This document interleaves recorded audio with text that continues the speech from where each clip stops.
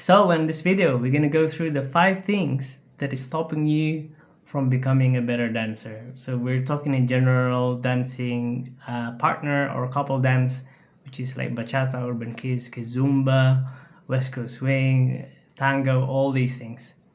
So this is usually a problem caused by many different symptoms. I would say go through all of the points and apply which one kind of in combination is working for you. I would personally apply all of it and see what happens. So point number 1.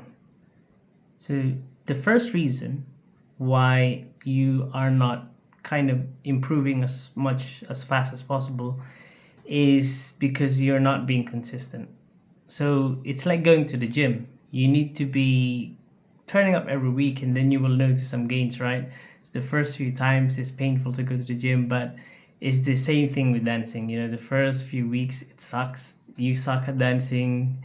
You just have to learn. You have to stick by it and learn to be better. Turn up every week. Understand that this is a process of. At the beginning, it's really sad and it's really difficult, but later on, the more you come, it will get better. I would also suggest for you to come in a period of window of time. I would say the minimum of like 6 to 12 weeks. And during this period, pretty much, you will probably get to a point where you notice that there's a massive kind of block of improvements for you.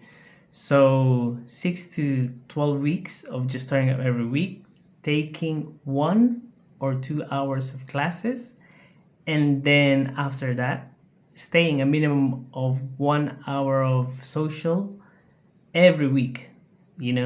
So you have to think about how the way it works is basically you're learning a new skill, and you pretty much have to be there and turn up every week.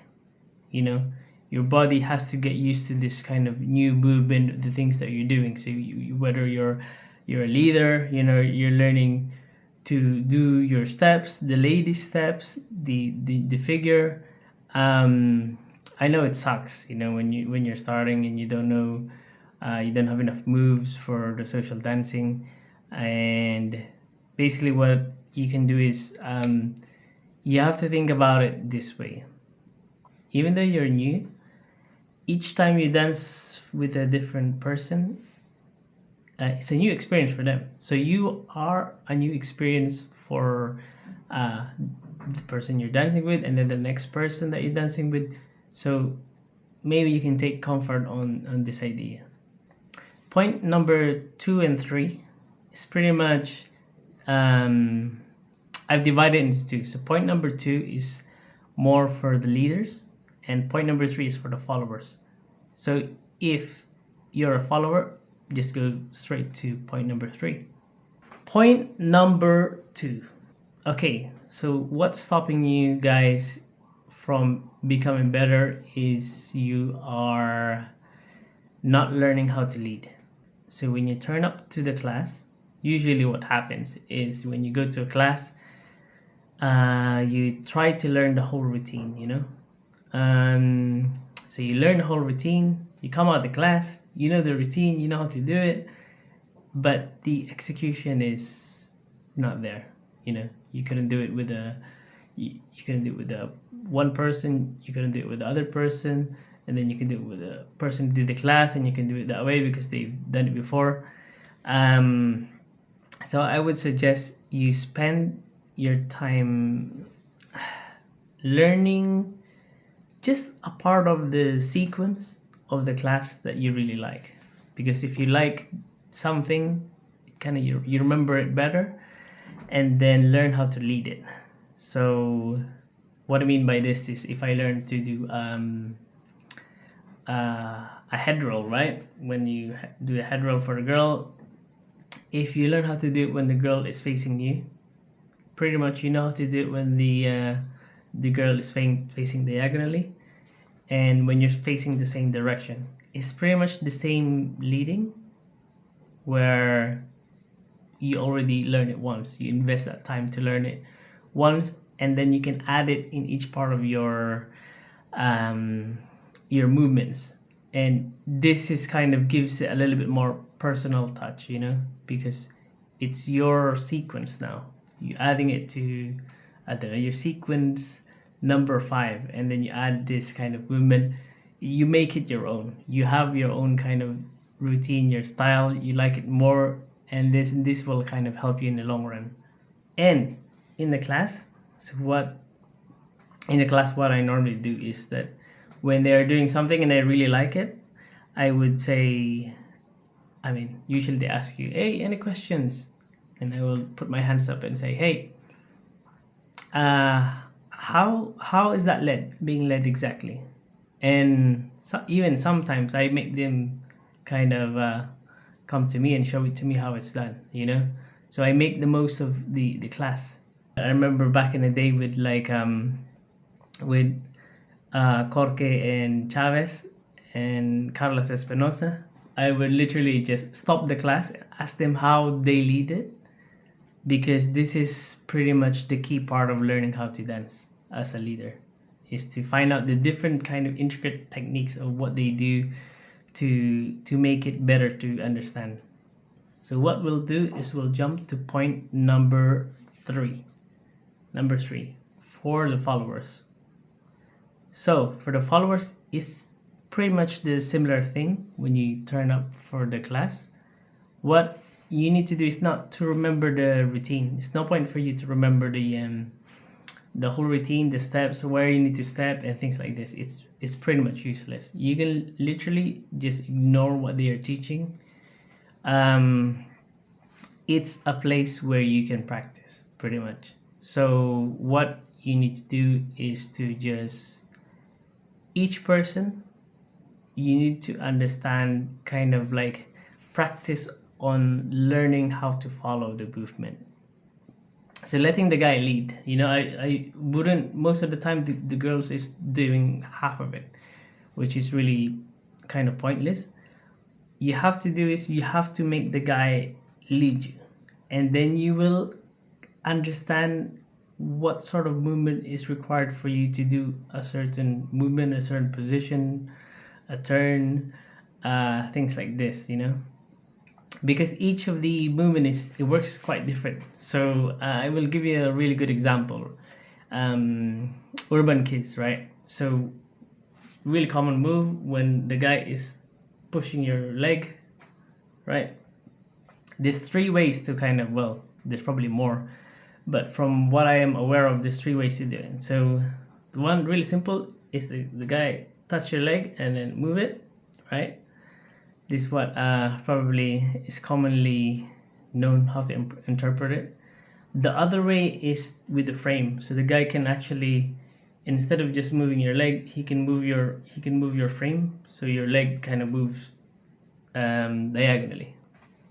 And the third way is to do a pivot, where the guy will pivot you, and then yeah, it looks quite similar in terms of the movement. So depending on the guy that you're dancing with, they could be leading it a different way, and you doing it automatically, you're pretty much throwing away the opportunity to learn during the class, because you are not learning what it feels like, how to perform the movement. Because once you've kind of learned, understand this leading, then your body gets used to it, and the kind of repetition, the practice of doing it many times, what will happen is you will become a lighter person to lead. People will enjoy dancing with you more because you can follow, you know, you have many experience dancing and following from many different people, so that your body is accustomed to it, and as you do it in a comfortable way as well. I will go through some other things in terms of what to do, what to take in when you're in a class, but I think I will just do that as a separate video from this. And well, I'll give you another analogy to understand it better. So I would say dancing is it's like a learning another language, right? So imagine you come to Spain and then somebody asks you, hey, ¿qué ha pasado aquí? What happened here? And then you, I don't know, you learn a phrase in Spanish, you know? You say, hola, ¿qué tal? Estoy bien, you know? And the person's asking what happened here, and you're saying, hey, I'm good, how are you? You know, it's like the conversation doesn't match, you know? It needs to be the person asks you something and then you make a respond corresponding to what is being asked. So basically dancing works the same thing. So you're being asked to do something and you need to interpret it back into a movement. Okay, so if you made it this far, I mean, drop a like, subscribe, it really helps me out. And if there's something that I haven't mentioned that you think is also in importance to share with other people, just put it in a comment below and let's have a discussion on how to be better altogether. Okay, point number 4. Point number 4, some people will call it connection, or I mean it's kinda is, but I coined the term to call it calibration. So what's stopping you to become a better dancer is you're not calibrating yourself, you know? So when I start a new dance as a leader, when I start a new dance with a new person, the first 20 to 30 seconds is just kind of I would say I'm presenting my energy to the other person. I am dancing really slow the way I normally dance and leading kind of light the way I normally dance. So the person has time to kind of like, oh, this person danced this way, really has this kind of calm energy, really slow and leads very light. So I gave them time to kind of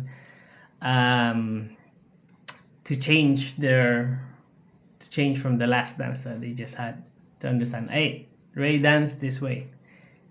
And then, okay, for me to dance with Ray, I have to calm down and really listen what he's trying to do, because he's doing it really slow and really light. And for the ladies, it's the same thing. So when you finish your dance with another person, you need to hit the reset button, you know? You're dancing with a new person. So whatever happened last dance, you should just forget about it completely. Focus on the new person. Focus on being receptive, because what usually happens is that the first 20 to 30 seconds at this point, I can kind of feel what sort of dance are we gonna have, what level is the other person, and then I can adjust my dancing so that we both enjoy it, you know? So I wouldn't dance that high level, I would adjust to the person. Because what often happens is you, as a guy, you jump in there, you're excited, you like the music, you know, and you forget about the other person, you know, you haven't calibrated, you haven't felt if the girl can follow the certain movements. So this disconnect. So you're doing so many things, the girl doesn't understand what you're doing, she's not doing the movement properly, she's nervous, she's not having a good time. So you need that moment at the beginning to kind of calibrate.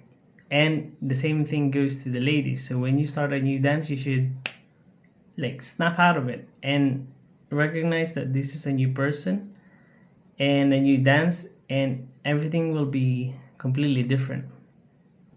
You know, focus on being receptive to the other person and understand how they are leading, what's their energy, how are they kind of moving, you know, for you to best to adapt to that person.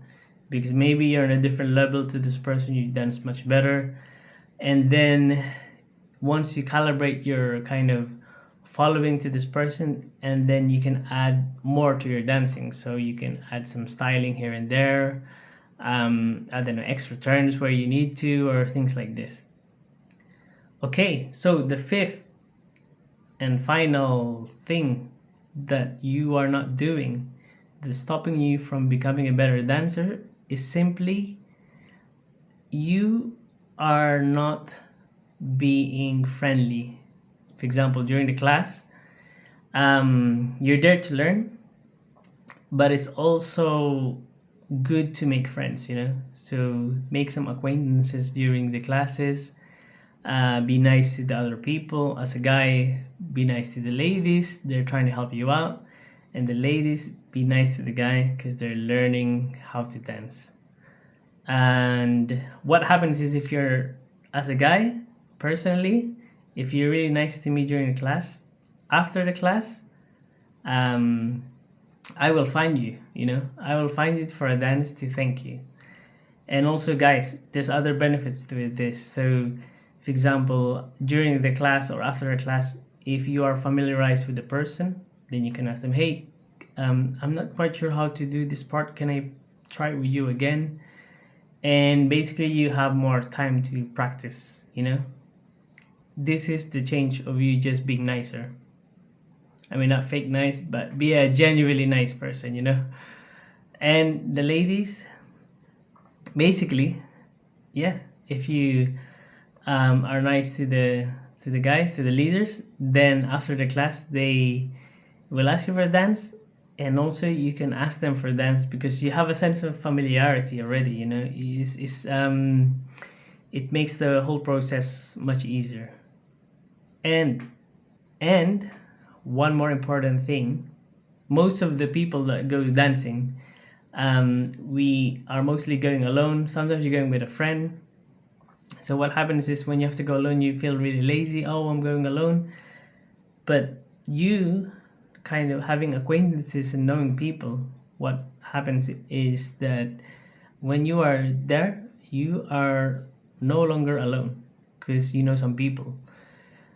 So it helps overall in the experience in coming out to go dancing, taking classes. Is you're seeing your friends, you're seeing people that you know, you become part of this kind of community of dancers. Whichever dance you do, you could be dancing salsa, Cuban salsa, urban kizomba, bachata. Pretty much you become part of the community, and this really helps for you in the long run. Thank you very much for watching. What I'll do is I'll either catch you in the dance floor, or I'll see you in the next video.